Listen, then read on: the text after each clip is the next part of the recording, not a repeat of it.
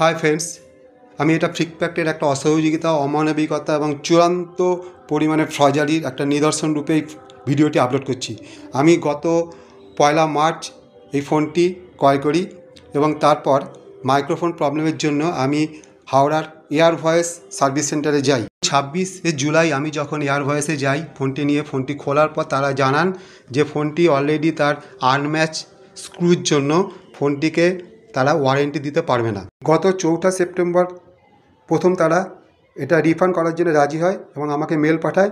এরপর থেকে আজ পর্যন্ত মোট 5 বার এই রিফান্ড করার জন্য তারা রিপিক আপ করার জন্য 5 বার আসে, কিন্তু প্রত্যেকবারই একটা সাধারণ অল্প একটা খুঁতের জন্য ফোনটাকে না তোলে। এবার আমি কনজিউমার ফোরাম সহ সমস্ত জায়গায় গ্রিভেন্সে পোকো এবং ফ্লিপকার্টের সম্বন্ধে অবজেকশন ইস্যুটা করছে। সেটা এই সামান্য ছোট্ট একটা পুঁটকি যেটা দেখা যাচ্ছে এই স্ক্র্যাচের জন্য। তার সাথে কথা বলছি, সে ঠিক আছে, সে ডেন্টের জায়গায় আমাদেরকে কারণ পাস করানো মানে আমাদের অফিসে কেস খাবে, কারণ এই ফোনটা অফিসে চলে যাবে, আবার অফিসে চলে আসবে, এই ফোনের টাকাটা অফিসকে ভরতে হবে।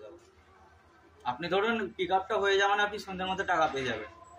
সে তো সবই ঠিক আছে, সবই তো আমি সেটা বুঝতে পারছি, কিন্তু ব্যাপার হচ্ছে মানে যেটা তোমাদের যা ক্রাইটেরিয়া দিয়েছে তার মধ্যে তো একখানা আপনি যখন ফোন করছে, আমি তো এটা ভেবে পাইনি, যখন কাস্টমার কেয়ার আপনি ফোন করছেন তখন আপনাকে ডেন্স ক্যাশ, আপনাদের তো আমাদের ডেন্স ক্যাশটা তুলে দিলে আমরা নিয়ে চলে যেতে পারি।